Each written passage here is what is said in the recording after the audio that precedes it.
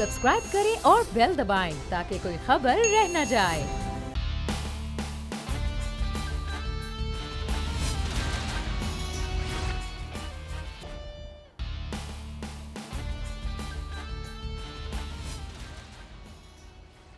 अस्सलामुअलैकुम। The special report with Mudassar Iqbal के साथ हाजिर खिदमत है। नाजरीन, 7 से 8 अरब की इस दुनिया की आबादी के अंदर 2 खित्ते ऐसे हैं जिन्हें अपनी आज़ादी में लड़ते हुए दहाइयाँ गुजर गई हैं।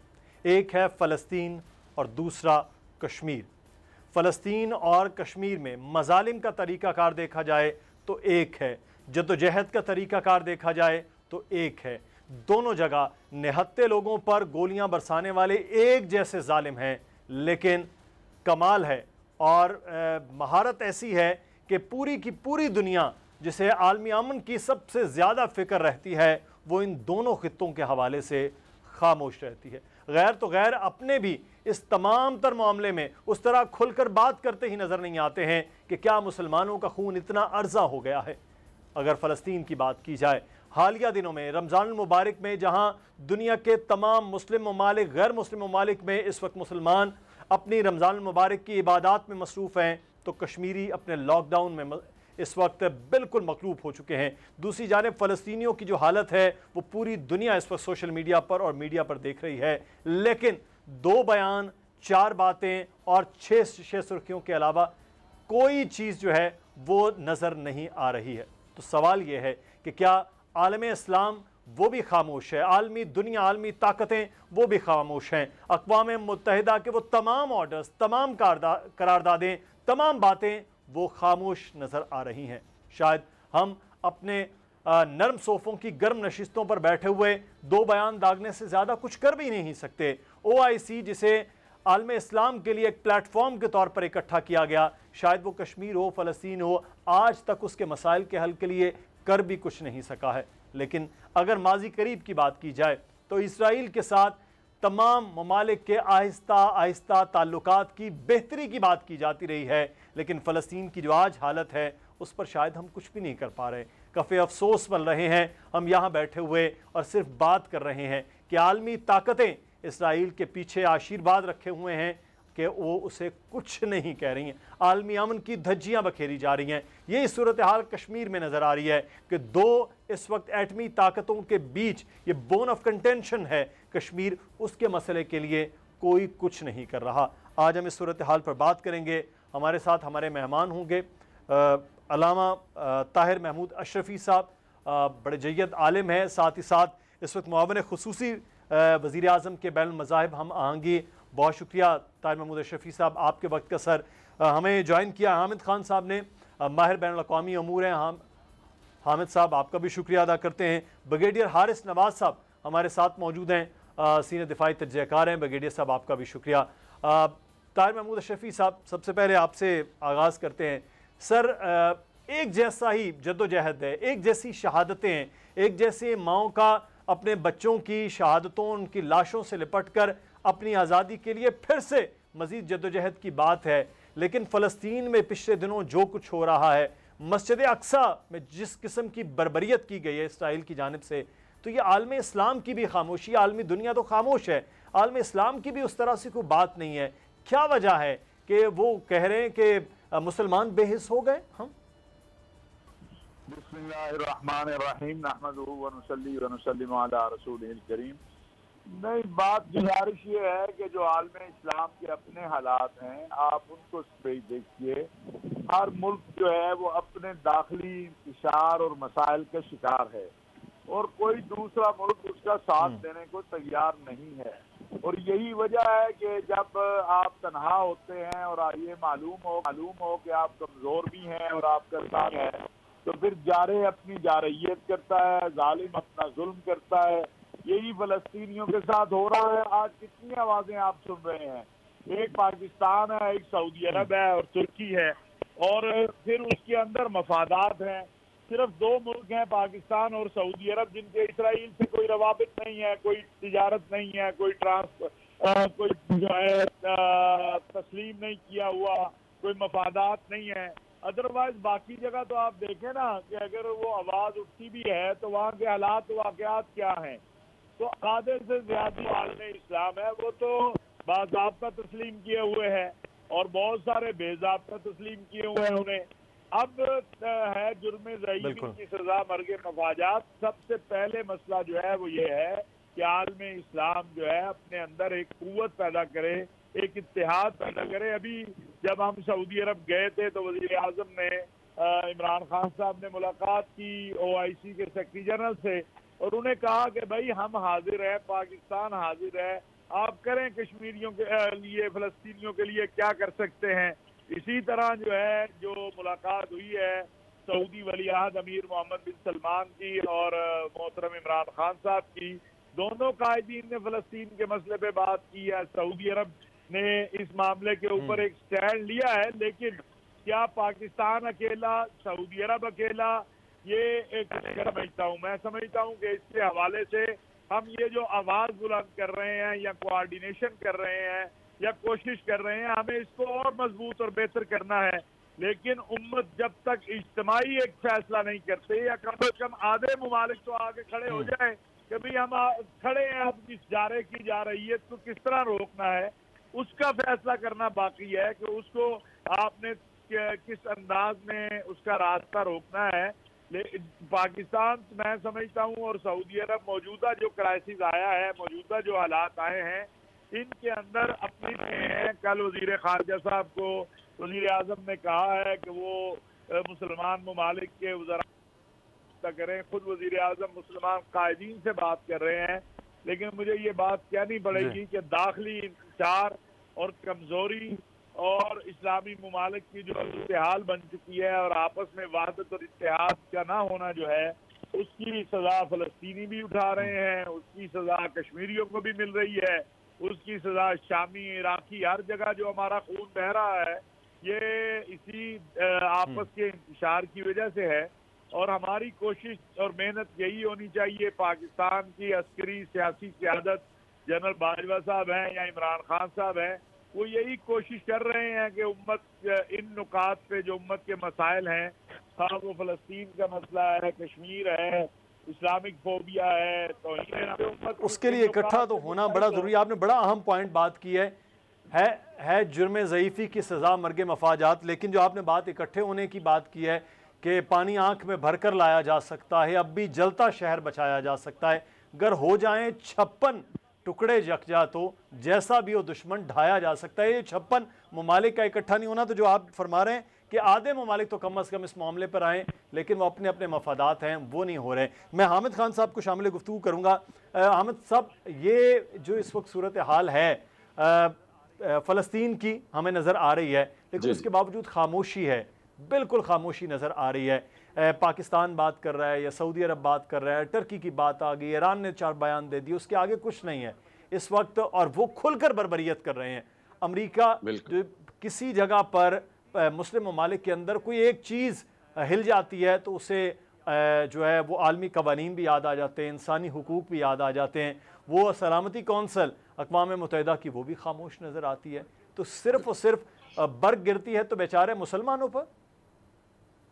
बिल्कुल, आपने बिल्कुल दुरुस्त बात कही और मैं आपको ये बताता चलूं कि अब जो सूरत हाल इस वक्त फ़लस्तीन में पिछले 3-4 दिनों से और ख़ुसूसन 24 घंटों से हो गई है, मैं आपको सच्ची बताऊं तो अब एक जंग छिड़ चुकी है वहां पर, और हमास ने आखिरी इतलात आने तक वहां पर अभी एंटी टैंक मिसाइल यूज किए हैं, क्योंकि इसराइलियों ने गजा के इलाके में अपने टैंक चढ़ाने शुरू कर दिए हैं। और उनका जो मकसद है आप भी जानते हैं, वो बचपन से अपने बच्चों को ये पढ़ाते आ रहे हैं कि हमने एक दिन बैतुल मुकद्दस और मस्जिद अल अक्सा पर कब्जा करना है, नऊज़ बिल्लाह हमने मस्जिद अल अक्सा को जो है वो डिमोलिश करके वहां पर अपना जो है वो 3rd टॉम बनाना है, और उसके साथ साथ जो अपना सहूनी जो उनका एजेंडा है उसको पूरा करने के लिए वो अब किसी भी हद तक जाने को तैयार हैं।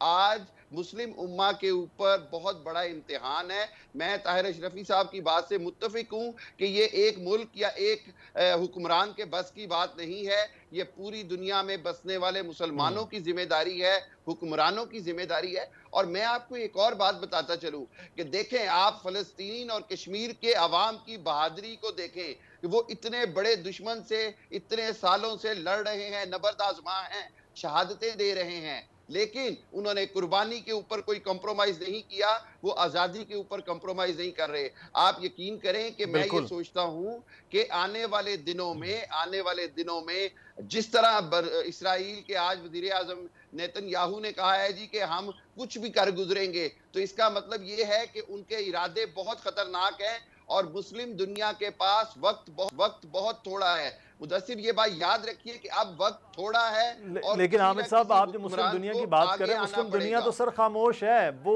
OIC हमारा इदारा एक OIC बनाया गया हो तो खामोश सर बैठा हुआ है। पाकिस्तान झंझोड़ने की कोशिश कर रहा है लेकिन वो फिर भी वहां हरकत ही नजर नहीं आ रही है। मैं ये कहूंगा कि अब वक्त आ गया है कि वजीर आजम इमरान खान फौरी तौर पर 3, 4, 5 जो बड़े इस्लामी मुमालिक हैं उनका सरबराही इजलास बुलाया जाए और दुनिया को और वेस्टर्न वर्ल्ड को पैगाम दिया जाए। देखें, बात यह है कि अब कुछ ना कुछ तो करना पड़ेगा, वरना तुम्हारी दास्तान तक ना होगी दास्तानों में। देखें, बैतुल मुकद्दस और किबला अव्वल बचाना, जहां 1,24,000 अंबिया को हमारे हजरत मोहम्मद मुस्तफ़ा सल्लल्लाहु अलैहि वसल्लम ने जमात कराई, हमारे लिए किबला अव्वल है। वो हम मुसलमानों के लिए उसको बचाना जरूरी है।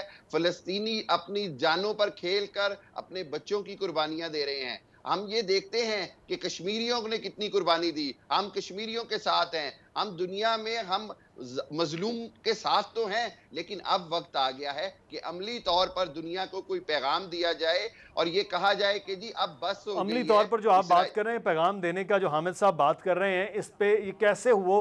ब्रिगेडियर हारिस नवाज साहब हमारे साथ मौजूद हैं। कैसे अमली तौर पर ब्रिगेडियर साहब ये किया जाए? क्योंकि आप फ़लस्तीन की सूरत हाल देख रहे हैं, सोशल मीडिया पर क्या चल रहा है, पूरे दुनिया के अंदर वो बात हो रही है, लेकिन नहीं हो रहा। तो वो जो आलमी ताकतें हैं वो इस चीज़ को नहीं देख रही हैं संजीदा नौयत पर। किस चीज़ का इंतज़ार उनको है? और फिर इस्लामी ममालिक जो हैं, ख़ासतौर पर बड़े ममालिक हैं, पाकिस्तान बात कर रहा है, सऊदी अरब ने बात की, ईरान ने बात कर ली, टर्की ने बात कर ली, उससे आगे कुछ नहीं है। OIC जैसा गैर फ़ाल है। तो अमली तौर पर क्या होना चाहिए ब्रिगेडियर साहब? देखिए मुदस्सर, हमें दुनिया को ब्लेम करने के बजाय अपने इस्लामिक ममालिक को ब्लेम करना चाहिए कि 57 ममालिक मुल्क हैं, OIC आपकी मौजूद है, हम हैं वो सेक्टेरियनिज्म में, तफरकेबाजी में, फिर उसके बाद हमें उन्होंने डिवाइड करके रखा हुआ है शिया सुन्नी में।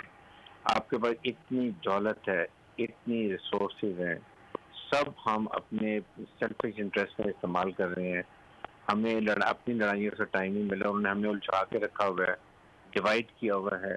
आपके सामने कतर का मसला देख लें, ईरान की प्रॉब्लम देख लें, यमन की प्रॉब्लम देख लें। बात यह है कि इस वक्त हमारे इस्लामी ममालिक क्या करें।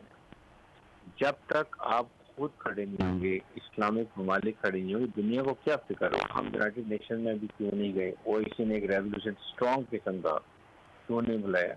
या OIC ने इजलास क्यों नहीं बुला रही? इतना जुल्म और बर्बरीत जो वहाँ पर हो रहा है, जिस तरीके से वो रोक स्टेट बनी हुई है और बिल्कुल भेड़ बकरियों की तरह वो फलस्तीनियों को मार रहे हैं, क्यों नहीं बुलाया? जरा हाफिज साहब माशाल्लाह बहुत अच्छा इनका ताल्लुक ही है, असल उसको इस्तेमाल करना चाहिए। OIC का इजलास बुलाया इमरजेंसी तौर पर, दुनिया को ये तो पता चले कि मुसलमान खड़े हो रहे हैं, मुसलमान इकट्ठे सोच कार कर रहे हैं, एक वो कोई अब एक लाहे अमल बनाने वाले हैं।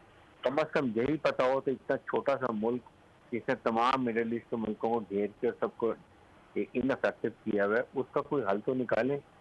इसलिए अभी जो सऊदी अरब है, पाकिस्तान है, टर्की है, इंडोनेशिया है, जो बड़े ममालिक है, OIC में इकट्ठा तो करें। OIC को इनफेक्टिव क्यों किया हुआ? आज इजलास बुलाया, जाके आप जाए यूनाइटेड नेशन में जाएं, वहाँ पर बात करें, मजबूर करें इसराइल को जुल्म बंद करने के लिए। ये आपको करना पड़ेगा। और इसके साथ जाहिर है कि चाइना है, रशिया है, उन वाले को पकड़ें जो दूसरे ममालिक मुल्कों को छोड़ दें, वो बुलाएं तो इमीडिएटली बुला दिए। इजलास सिक्योरिटी काउंसिल का हो सकता है, वो हम नहीं करें। सिर्फ individually we are nothing, then we are मुट्ठी बनती है, फिस्ट बन जाते हैं हम, वो बनना चाहिए। कोई आपने क्यों नहीं दुनिया में जाके पैसा वहाँ फंसाया हुआ अरब ममालिक से?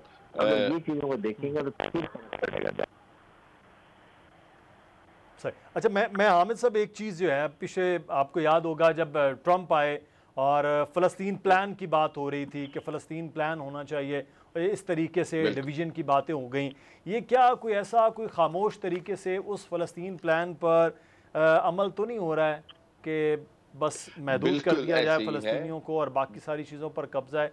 क्या ऐसी चीज़ें हो सकती हैं? मुदस्सिर, दो चीजें हैं, दो अहम चीजें हैं। एक तो ये है कि जो पहले टू स्टेट यानी दो रियासतों का फार्मूला जो ओबामा के दौर में एक तरह से काफी हद तक मैच्योर होता नजर आ रहा था, ट्रंप ने इसराइली वज़ीर आज़म और हुकूमत के साथ मिलते ही उनकी ख्वाहिश के मुताबिक उस दो रियासती मंसूबे को भी खत्म कर दिया गया। और उसके बाद उन्होंने कहा जी यहाँ एक ही रियासत बनेगी, और इसी वही खतरनाक मंसूबा है जिसके ऊपर ये अब अमल करना चाह रहे हैं। इनका ख्याल ये है कि ये फ़लस्तीनियों को हमेशा हमेशा के लिए गुलाम बनाकर रखना चाहते हैं, और ये चाहते हैं कि ये मजबूर होकर अब या उर्दन की तरफ चले जाएं, मिस्र की तरफ चले जाएं, या सीरिया की, मतलब ये उनको चाहते हैं कि नेबरिंग कंट्रीज में फैल जाएं। फ़लस्तीनियों को लोकली किक आउट किया जा रहा है। शेख जराह जिस जगह के ऊपर ये कर रहे हैं वो फ़लस्तीनियों की 70 साल से जगह है जिसके ऊपर वहां की गासिब अदालत ने भी गलत फैसला दे दिया। आप देखें, जिस ना तो उनके साथ अदालतें इंसाफ कर रही हैं मुसलमानों के साथ, ना हुकूमतें, ना सिक्योरिटी फोर्सेस। और एक और बात है, ब्रिगेडियर साहब की बात बिल्कुल ठीक है, OIC का इजलास होना चाहिए। और उसके साथ साथ जिस तरह मैं कह रहा हूं कि अगर OIC का नहीं हो सकता तो 5-6 बड़े सरबराह देखें। जब दुनिया में बड़े मसाइल आते हैं वेस्टर्न वर्ल्ड में तो G8 मुमालिक इकट्ठे हो जाते हैं, ग्रेट 8 कंट्रीज इकट्ठे हो जाते हैं, G20 कंट्रीज इकट्ठी हो जाती हैं, और जनाब यूरोपीय यूनियन इकट्ठी हो जाती है। तो हम अपना कोई ग्रेट 8 या 10 मुसलमान मुल्क इकट्ठे होके दुनिया को पैगाम दें एक प्लेटफॉर्म के ऊपर कि अब हम ये 10 सरबराहान या 8 सरबराहान इकट्ठे हैं। इसकी वजह यह है कि OIC के अंदर बदकिस्मती से अब एक यूनानिमस राय लेना मुश्किल हो गया है, एक मुनकसिम किस्म की राय आ जाती है। इस हवाले से एक पैगाम चला जाए, ये बहुत ज़रूरी है। और मैं आपको एक और बात बताता चलूँ, मेरे कुछ दोस्त हैं फ़लस्तीन में और वहाँ पर उन्होंने मुझे कहा जी कि फ़लस्तीनी ये बात जानते हैं कि अब ये आखिरी मार्के की तरफ बढ़ रहा है। जो यहूदी हैं वो ये चाहते हैं कि हर सूरत मस्जिद अल अक्सा पर कब्जा करें, जबकि इसके मुकाबले में फ़लस्तीनी ये दुनिया को पैगाम दे रहे हैं कि वो किसी हालत में भी अपने जीते जी ये कब्जा नहीं होने देंगे। हम मुसलमानों को अल्लाह के यहाँ जवाब देना है और हमारी जिम्मेदारी है कि अब हम इकट्ठे होकर ये फ़लस्तीनियों की तो जद्दोजहद जो है वो नाकाबिले फरामोश है, वो तो काबिले सताइश और काबिले तकलीद है। लेकिन ब्रिगेडियर हारिस नवाज साहब, यहाँ पे मैं ये कहना चाहूंगा कि देखें, अमेरिका ने तो 40 के करीब करारदादें वीटो की हुई हैं इसराइल के खिलाफ। जब भी हम अक़वाम मुत्तहिदा में मुस्लिम दुनिया गई तो 40 के, तो अक़वाम मुत्तहिदा में तो अमेरिका उसका बैठा हुआ है उसकी करारदादों को वीटो करने के लिए। मुसलमानों को मैं ये सवाल ब्रिगेडियर साहब के पास जाना चाह रहा था कि ब्रिगेडियर साहब OIC तो जिस किस्म की है वो आपको भी पता है, आपसी इख्तलाफात वो सब आपको भी पता है, तो फिर प्लेटफॉर्म क्या हो कि अगर OIC पे हम मुत्तहिद नहीं हैं, अक़वाम मुत्तहिदा की करारदादों को घास नहीं डाली जाती, कश्मीर की करारदादें हमारे सामने हैं और वीटो करने के लिए अमेरिका हमेशा इसराइल के मामले पर आ जाता है, तो फिर क्या प्लेटफॉर्म हो, फिर क्या करें? इसी तरह इसराइल फ़लस्तीनियों पर जुल्म करता रहे, शहादतें होती रहें, हमास पर हमले होते रहें, बस यही फिर मुस्तकबिल? देखें, यही तो डायकोटमी आपके सामने एक नया ब्लॉक बनाने लगे थे जिसमें टर्की था, मलेशिया था, पाकिस्तान था, ईरान था, और किस तरीके से OIC ने इसको ऑब्जेक्ट किया कि इसकी की वैल्यू ख़त्म हो जाएगी और जिसकी वजह से हमारे में पाकिस्तान को बड़ी मुश्किलात भी ख़त्म होनी हो गई और अभी शुरू हो गई, और अभी आपके सामने अभी गए तो हालात बेहतर हुए हैं। हमारे मसाइल ये मसाइल हैं। क्या मजाल है इसराइल की कि अगर सारे मुसलमान इकट्ठे हों, OIC इकट्ठी हो, तो उसके बाद हम इसको ये मसले को हल न कर सकें? हमारे पास बहुत टूल्स होते हैं, हमारे पास पेट्रोलियम का टूल है, पेट्रोल देना, ये जितने बड़े ममालिक के अरब ममालिक ये बंद कर सकते हैं। उसको उनकी अशिया लेनी, इसराइल की अशिया सऊदी अरब में हर जगह बिक रही हैं। अगर हम यही बंद कर दें सिर्फ, और 2-4 और ममालिक की बंद करें जो जिनकी मैशत ही सारी मिडल ईस्ट को बेच के चलती है, वो देखिए। और फिर हम ये नहीं रियलाइज कर रहे हैं मिडल ईस्ट कंट्रीज उसका डिज़ाइन सिर्फ पॉलिटिकल नहीं है। अभी तो उनका मकसद ये है कि ईस्टर्न जेरूसलम से, जहाँ पर ये जरा कैरीज बहुत इंपॉर्टेंट है, जहाँ से ये निकालना चाह रहे हैं इनको फ़लस्तीनियों को, और जहाँ पर यहूदी बस्तियाँ और लेकर आ रहे हैं डेमोग्राफिक चेंजेस के लिए। But they have half of middle east के ऊपर उनका डिज़ाइन है। अगर इसराइल का नक्शा देखें तो आधा मिडल ईस्ट उसके अंदर है। ये रियलाइज नहीं कर रहे हैं कि आज इकट्ठे नहीं होंगे, आज इसको नहीं रोकेंगे, कल इस तूफान को कोई नहीं रोक सकेगा। जैसे बड़ी अहम बात की ग्रेटर इसराइल के हवाले से जो चीज़ें हैं वो तो मिडल ईस्ट जो है वो पूरे का पूरा कब्जा करने के उनकी पूरी वो एक सोच और पूरी एक प्लानिंग है जिसके ऊपर शायद मिडल ईस्ट के ममालिक खुद जो इस्लामी ममालिक हैं वो भी नहीं सोच रहे हैं उस तरह से, या सोच रहे हैं तो शायद किसी चीज़ का इंतज़ार कर रहे हैं। बहुत शुक्रिया। हमारे साथ मौजूद थे ब्रिगेडियर हारिस नवाज साहब और हामिद खान साहब, माहिर अमूर बैनुल-अक़वामी हमारे साथ मौजूद थे। आप दोनों बाप का शुक्रिया अदा करते हैं। फ़लस्तीनियों और कश्मीरियों की जद्दोजहद आज़ादी को सलाम पेश करते हैं, लेकिन दुआ कीजिए रमज़ान मुबारक में कि ये जो जुल्म बर्बरियत की फिर से एक लहर शुरू हुई है दोनों जगह पर वो ख़त्म हो पाए और इनकी आज़ादी का सूरज तुलू हो पाए। हमें ब्रेक लेना है, ब्रेक के बाद वापस आएंगे, फिर मज़ीद मौज़ूआत पर बात होगी।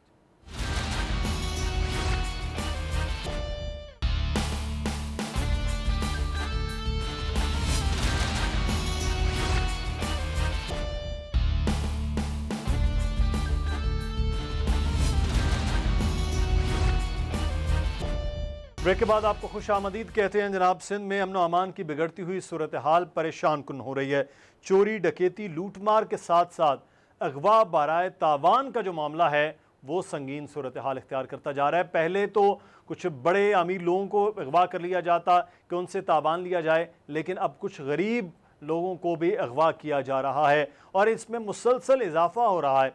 पुलिस कुछ नहीं कर पा रही है। अभी भी 20 से 21 ऐसे लोग हैं जो तावान के लिए कैद हैं और उनकी बाजियाबी नहीं हो पाई है। दूर दराज इलाके होने की वजह से शायद उस तरह मेन स्ट्रीम मीडिया पर ये चीज़ें भी सामने नहीं आ रही हैं, लेकिन ये तमाम तर मामलात इस वक्त सिंध के अंदर हो रहे हैं। सिंध के ख़ास तौर पर कुछ ऐसे जो अजला हैं जिसमें शिकारपुर, घोटकी, जैकबाबाद, खैरपुर और सखर, इसमें कमोबेश 21 अफराद के बारे में कहा जा रहा है कि वो आज तक भी कैद हैं। लेकिन पिछले 2 दिन में आपने बोल न्यूज़ पर खबर मुसलसल देखी जिसमें डेरकी से अगवा होने वाले मोहनलाल मेंगवाड़ की वीडियो वायरल हुई कि किस तरह से उस पर तशद्दुद किया गया और तावान के लिए बात की गई और वो कैसे बता रहा है कि मुझसे जो है तावान का मामला है वो तलब किया जा रहा है, मुझे छुड़वाया जाए, और उसके घर वालों की हालत क्या थी ये इसके बारे में आपको एक दिखाते हैं वीडियो, फिर उसके बाद मज़ीद बात करते हैं। हमारे साथ शाहिद अली, ब्यूरो हेड सखर मौजूद होंगे और deputy bureau chief Karachi Shoaib Barni हमारे साथ होंगे, क्योंकि कराची में भी ईद से कबल जो है वो स्ट्रीट क्राइम की बढ़ती हुई वारदातें नज़र आ रही हैं और बाकायदा ये तमाम तर फुटेज वीडियो में आप उन डाकुओं की फ़ोटोशूट भी देखेंगे, किस तरह से वो हैवी असलहा लेकर बैठे हुए हैं और उनकी शक्लें वाज़ेह हैं, उसके बावजूद पुलिस कुछ नहीं कर पा रही है। पहले वो दिखाते हैं जी मोहनलाल मेंगवाड़ के साथ किस तरह से तशद्दुद किया जा रहा था, उसके घर वालों के क्या बातचीत है। तो ये आपने वीडियो मोहनलाल की देखिए। जूते पॉलिश करने वाले से 50 लाख रुपए का तावान, कुछ मामलात समझ में नहीं आ रहे। ब्यूरो हेड सखर शाहिद अली हमारे साथ मौजूद है। शायद अब कोई अमीर आदमी होगा, कोई दुकानदार होगा, कोई बिजनेसमैन होगा, उसके अगवा के बाद तो 50 लाख 1 करोड़ तावान हो, जूते पॉलिश करने वाला एक मोची आदमी उससे 50 लाख तावान के लिए अगवा करना, मामला क्या है?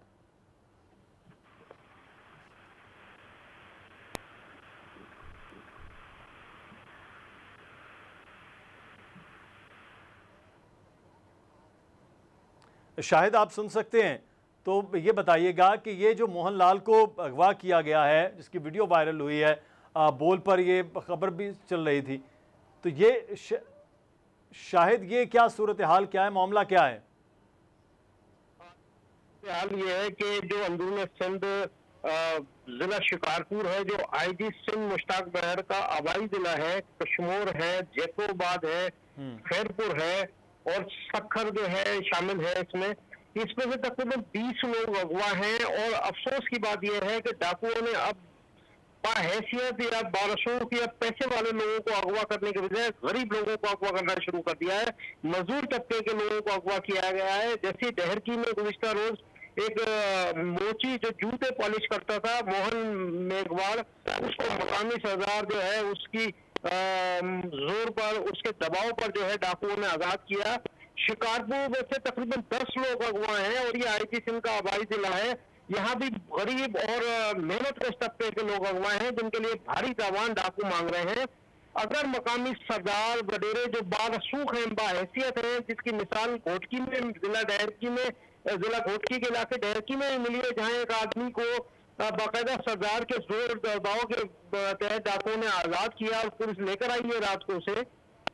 इसी तरह अगर इन गरीब लोगों के लिए और जो ये ज्यादातर सरदार और वडेरे जो है इस वक्त असेंबली में मौजूद है, अगर ये दबाव दे अपना असर को इस्तेमाल करें तो इन्हें हिफाजत बाजियाब भी कराया जा सकता है, डाकुओं की बेखुनी भी हो सकती है। अंदरून सिंध, शिकारपुर, कश्मीर, जैकोबाद, खैरपुर, घोटकी और सक्खर में इस वक्त 30 से ज्यादा डाकुओं के गिरोह जो है ऑपरेट कर रहे हैं। और हैरत की बात यह है कि शाहिद यहाँ पर आपसे सवाल है, आप कह रहे हैं कि जो मकामी जो सरदार हैं, जो वडेरे हैं, उनके कहने पर ये उनके दबाव के बाद जो है वो बाजियाबी हो जाती है, तो उनके दबाव का असर इतना है, पुलिस क्या फिर कर रही है? पुलिस कुछ नहीं करती, खाली तनख्वाह ले रही है, वो क्या कर रही है फिर?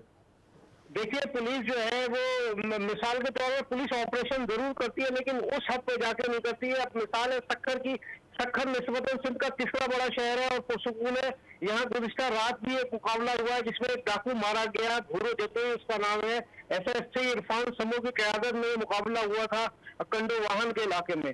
ऑपरेशन तो करते हैं, लेकिन डाकुओं की तादाद हैरत अंगेज तौर पर बढ़ रही है। और आप यकीन करें, हम आपको फुटेज और फोटो भी दिखा रहे हैं कि इंतहाई कम उम्र के डाकू भी असला लेकर मौजूद है कच्चे में और वो अपनी कार्रवाइयां धड़ल्ले से कर रहे हैं। पुलिस ऑपरेशन नाकाम जा रहे हैं और यहाँ पर 62 अफराद जो है वो यहाँ के मकामी वडेरे और जो अरकान असेंबली है वो अगर चाहे तो ये सब कुछ हो सकता है, लेकिन न जाने क्यों पुलिस जो है वो बड़े ऑपरेशन से अवॉइड कर रही है और इन डाकुओं की बेखुनी नहीं हो रही है। ये बड़ी खौफनाक बात है कि डाकुओं के गिरोह तेजी से बढ़ रहे हैं। 30 से ज्यादा गिरोह है इस वक्त जो शिकारपुर, कंदकोट, कश्मीर, जैकोबाद, खैरपुर, घोटकी, सक्खर में ऑपरेट कर रहे हैं। अगर इनको बर वक्त काबू नहीं किया गया तो इनकी कमी नहीं होगी। और ये लोग जो है अब बड़े और पैसे वाले लोगों को अगवा करने के बजाय इंतहाई गरीब लोगों को अगवा कर रहे हैं जिनके घरों पे सफेद मातम बिछी हुई है। और आप अंदाजा कीजिए कि इस वक्त भी 20 लोग तकरीबन इन अजला से अगवा हैं, उनके घरों पर ईद का वक्त है, कैसा समा होगा वो लोग हैं और यहाँ वहाँ दौड़ते फिर रहे हैं, कभी पुलिस के सामने, कभी बड़ी हैरानकुन सूरत हाल है कि अगर 12-13 साल से पाकिस्तान पीपल्स पार्टी की हुकूमत, आप कह रहे हैं वहाँ अगर मकामी जो वडेरे हैं, मेंबर असम्बली हैं, वो जोर दें तो यहाँ सूरत हाल बेहतर हो सकती, तो वो फिर क्या कर रहे हैं? ये बड़ा एक अहम सवाल है कि यहाँ पाकिस्तान पीपल्स पार्टी के चेयरमैन बिलावल भुट्टो साहब को नज़र नहीं आ रहा कि सक्खर उनका डिवीजन है, यहाँ सूरत हाल बेहतर नहीं हो सकती। वज़ीर इत्तलात नासिर हुसैन शाह साहब का सक्खर शहर है, वो उनको ये सूरत हाल नज़र नहीं आ रही कि क्या हो रहा है। घोटकी से लेकर तो जैकबाबाद, शिकारपुर, सक्खर, ये पूरे अजला हैं। फिर IG का अपना ज़िला है जहाँ पर यह सूरत हाल है, तो वो क्या कर रहे हैं? ये बड़ा अहम सवाल है। ये पूछा जाना चाहिए कि आपके अपने इलाके में 30 से ज़ायद गिरोह छोटी उम्र के डाकू पैदा हो रहे हैं और उन डाकुओं को क्या यही रोज़गार मिलना है? ये सवाल बड़ा अहम है। शायद बुरा ना मान जाएं पाकिस्तान पीपल्स पार्टी की हुकूमत या पाकिस्तान पीपल्स पार्टी के वज़रा और मकामी मेंबर नेशनल असम्बली और सूबाई असम्बली, लेकिन कराची में भी सूरत हाल कोई बहुत बेहतर नहीं है। शायद हमारे साथ ही रहेगा। हम कराची की स्ट्रीट क्राइम का सूरत हाल बढ़ रही है। रमज़ान मुबारक में भी आए दिन जो है वो गाड़ियों से सिस्टम चोरी होने की बातें हो रही थी, हम वीडियोस देख रहे थे, राहगीरों को लूटा जा रहा था। पुलिस बाकायदा फैमिलीज बनकर ख़वातीन तक भी गाड़ियों से शॉपिंग करने वालों को लूट रहे थे। ये मामलात बहुत बड़े हैं रमज़ान मुबारक में और अब ईद से पहले मज़ीद तेज़ी है। वजह क्या है कि रमज़ान में पुलिस भी सो रही है, आराम कर रही है, रोज़े की हालत में है? शोएब बर्नी।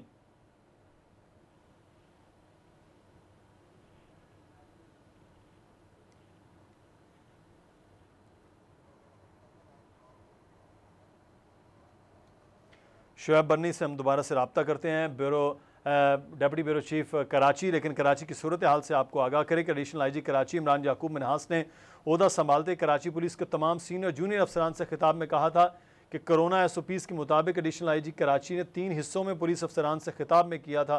थानों में तैनात SHOs को स्ट्रीट क्राइम्स की वारदातों पर काबू पाने के लिए मुनासिब हिकमत अमली तरतीब देने की भी हिदायत की थी। मुख्तलिफ फोर्सेस बनाई गई, उन्हें बाइक्स तक दी गई, साइकिल्स तक दी गई, बड़ा कुछ हुआ कि ये स्ट्रीट क्राइम पर काबू पाने के लिए काम होगा। लेकिन स्ट्रीट क्राइम में अब बतदरीज इजाफा रमज़ान मुबारक में ख़ास तौर पर नज़र आया है। उसको काबू पाना किस तरह से, ये शोएब बर्नी इस वक्त हमारे साथ मौजूद हैं, deputy bureau chief Karachi. Shoaib, क्या रमज़ान मुबारक में रोज़े की हालत में थी ये कराची पुलिस कि स्ट्रीट क्राइम काबू नहीं कर पाए? जी मुदस्सिर साहब, बिल्कुल आप बजा फरमा रहे हैं। रमजान मुबारक वैसे तो बरकतों भरा महीना है, लेकिन जराइम पेशा अनासिर के लिए इस महीने में कमाई का जरिया भी बनता है, क्योंकि लोगों को खरीदारी करनी होती है, लोगों के पास कैश की हैंडलिंग ज्यादा होती है, तो ऐसे में डकैत भी सरगर्म हो जाते हैं। कराची में यौमिया हम देख रहे हैं कि डकैती मज़ाहमत पे लोग फायरिंग से जख्मी भी हो रहे हैं, जहाँ बहाक भी हो रहे हैं। रोजाना की बुनियाद पे पुलिस मुकाबले भी हो रहे हैं। सिर्फ अगर कल से लेकर अब तक की बात कर ली जाए तो 4 मुकामात पे कराची में पुलिस मुकाबले हुए हैं, लेकिन उसके बावजूद कराची में यौमिया वाली जो डकैती लूटमार की वारदातें हैं वो 150 से जायद हो चुकी हैं। कराची के तमाम थाना जात में ही डकैती और जराइम की वारदातें हैं, जिसकी बुनियाद पर हम कह सकते हैं कि कोई भी शहरी महफूज नहीं है। आए दिन सीसीटीवी फुटेजेस मीडिया में सामने आती हैं। गुज़िश्ता रोज को एक इंतहा हो गई थी कि डिफेंस के इलाके में एक मस्जिद में एहतिकाफ में बैठे हुए अफराद जो एहतिकाफ में बैठे हुए थे, जब उनकी आंख लगी वो आराम कर रहे थे, तो उस दौरान वहां पर एक शख्स ने उन्हीं के मोबाइल फोन और उनकी कीमती अशिया को छीना, लेकिन उस वाक़े की सीसीटीवी फुटेज महफूज हो गई, तो वो जो मस्जिद में चोर पुलिस ने रात गए गिरफ्तार कर लिया है। कराची शहर में आप यकीन करें कि सब मोटरसाइकिल का जो चोरी होने की वाकयात हैं वो बिल्कुल काबू से बाहर है। गुज़िश्ता रोज कराची के नए पुलिस चीफ इमरान याकूब मिनाज ने चार्ज लिया है, और उन्होंने चार्ज लेते हुए जो पहली मीटिंग करी है अपने अफसरान से, उसमें उन्होंने कहा है कि जी उनकी पहली तरजीह ये होगी कि स्ट्रीट क्राइम पे काबू पाया जाए। लेकिन ये स्ट्रीट क्राइम पे काबू पाने के चक्कर में हम देख रहे हैं कि पिछले 3 से 4 आईजी सिंध और कराची पुलिस चीफ तब्दील हो चुके हैं और स्ट्रीट क्राइम का ग्राफ नीचे नहीं आ रहा। अगर सिर्फ मैं पिछले साल गुजरने वाले रमजान और इस साल के आने वाले रमजान का कंपैरिजन करूं तो इस वक्त जराइम की वारदातें उससे 3 गुना ज्यादा है, क्योंकि पिछले रमजान में बहुत ज्यादा सख्त लॉकडाउन था तो स्ट्रीट क्राइम भी कम हुआ था।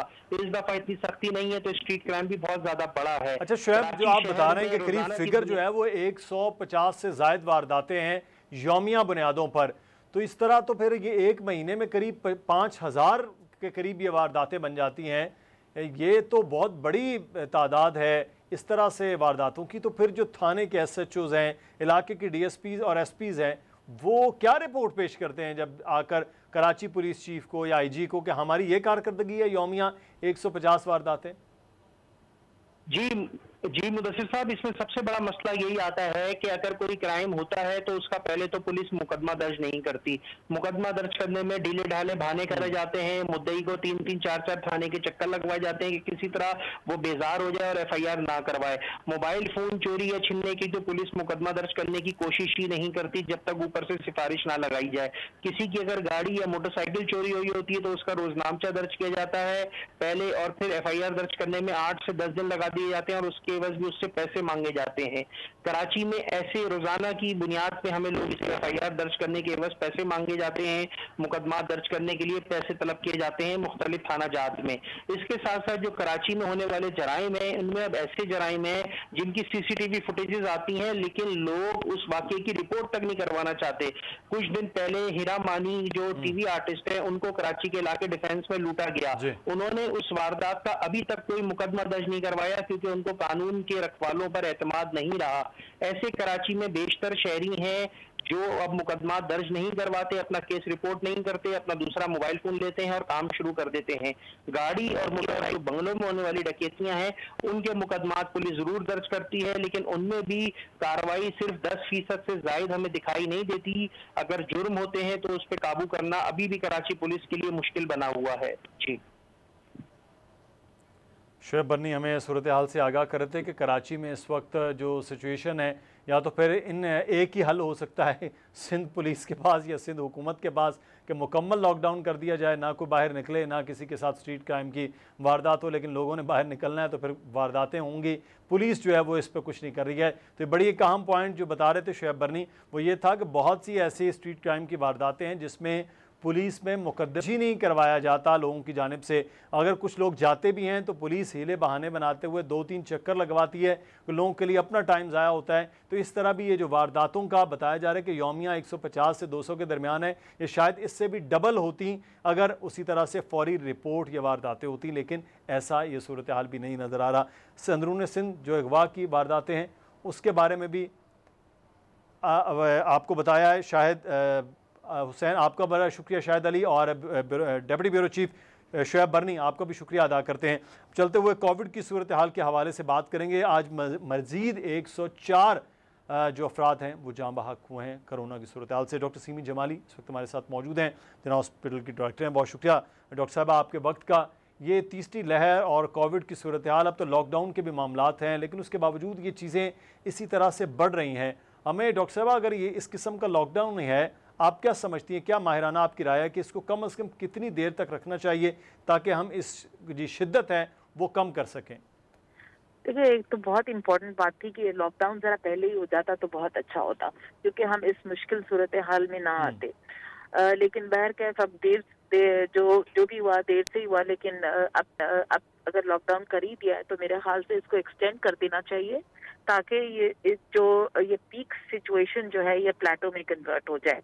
इसलिए कि इस वक्त जो सिचुएशन है वो बहुत बड़ी फ्लूइड है और बहुत अच्छी नहीं है, क्योंकि इन्फेक्टिविटी रेट जो है लोगों का जरा कम नजर आ रहा है हमें, जितने टेस्ट हो रहे हैं। लेकिन आप अगर देखें तो इतने टेस्ट ही नहीं हो रहे कि आपको कोई असल सिचुएशन ग्राउंड रियलिटी का पता चले। तो ग्राउंड रियलिटी बहुत मुख्तलिफ होती है from what we are seeing in the newspapers and what we are seeing otherwise. तो मेरा ख्याल में ये करने के लिए I think the lockdown has to increase. और ये कि इस वक्त का जो स्टिच इन टाइम सेव्स 9 वो वाला हिसाब है, अगर हमने अभी क्योंकि अब कर ही दिया है लॉकडाउन, तो फिर मेरे ख्याल से इसको कुछ एक्सटेंड करने की जरूरत होगी। और बेसिक अमेनिटीज जो है वो वैसे भी खुली हुई हैं, तो कोई हरज नहीं है अगर ये लॉकडाउन एक्सटेंड हो जाए। दूसरा ये कि एसओपी तो फॉलो नहीं हो रही। की सूरत हाल पहले बेहतर थी, तो कराची में अब पहले बेहतर थी, जब हम पंजाब में एजीके और केपीके में देख रहे थे तो बहुत ज्यादा था वहां पर। अब कराची की सूरत हाल क्या है डॉक्टर साहबा इस वक्त? बिल्कुल, इन्फेक्टिविटी रेट डेफिनेटली बढ़ रहा है कराची का भी, और क्योंकि मोर्टेलिटी इतनी बहुत हाई नहीं है। वो तकरीबन फिगर्स वैसे ही नजर आ रहे हैं जैसे सेकंड और फर्स्ट फेज में थे, लेकिन बहरहाल आई थिंक इस दफा सिवेरिटी जरा ज्यादा है। एक तो ये बात है, और क्योंकि तरह तरह के वायरसेस आ गए, एक खौफ का सा आलम फैल गया है जगह जगह पे। और मैं समझती हूँ कि इस वक्त जो बहुत अच्छी चीज़ है वो ये है कि वैक्सीनेशन जो है हम करवा रहे हैं लोगों की, और गवर्नमेंट का बहुत बहुत शुक्रिया, government of Pakistan and the government of Sindh both, कि जिन्होंने लोगों के लिए ये बहुत आसानी से सहूलियात मुहैया की हैं। और जितने लोग वैक्सीनेट होंगे उतनी हर्ड इम्यूनिटी पैदा होगी और हमारे लिए बहुत बेहतर होगा। बट फिर भी एसओपीज को हमें भूलना नहीं चाहिए कि एसओपीज फॉलो होने चाहिए, क्योंकि लोग समझते हैं कि वैक्सीनेट कर लिया तो उसके बाद ये वबा से हमारी जान छूट जाएगी। जब तक हमारे 80% लोग जो हैं वैक्सीनेट नहीं होंगे, हमारी जान इस वबा से नहीं छूटेगी। तो एसओपीज तो हर सूरत में हमने फॉलो करने। और ये जो कॉन्ग्रीगेशंस हैं और ये जो फंक्शंस हैं और ये त्यौहार हैं, ये इस वक्त ना मनाएं तो कोई हरज नहीं है, क्योंकि ईदें तो आती जाती रहेंगी, लेकिन जिंदगी एक दफा हाथ से निकल गई तो फिर नहीं आएगी। तो मेरा ख्याल में मेरा तो सबको यही मशवरा होगा कि वो एसओपीज को बिल्कुल फॉलो बिल्कुल। ये बड़ा इंपॉर्टेंट बात है कि इस वक्त त्यौहार तो शायद आते जाते रहेंगे, लेकिन ज़िंदगी का जो है वो एक ही बार आनी जानी है, उसका अगर ख्याल रख लिया जाए तो जिस साथ वैक्सीनेशन का अमल हो रहा है तो इंशाल्लाह अगली ईद पर तमाम लोग जो हैं वो वैक्सीनेट भी हो चुके होंगे। इस वबा पर भी सूरत हाल काफ़ी तौर पर बेहतर हो चुकी होगी। माहिरीन सेहत जैसे डॉक्टर सीमी जमाली हैं, ऐसे लोगों ने चीज़ों पे इसी तरह से गाइडेंस देते रहे तो मेरा ख्याल है बेहतरी आ सकती है। अपना बहुत ख्याल रखिए।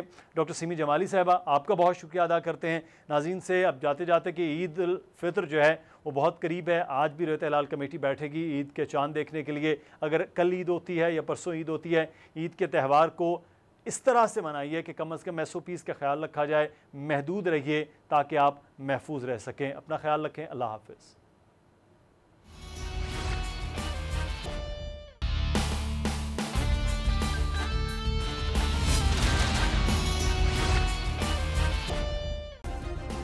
सब्सक्राइब करें और बेल दबाएं ताकि कोई खबर रह न जाए।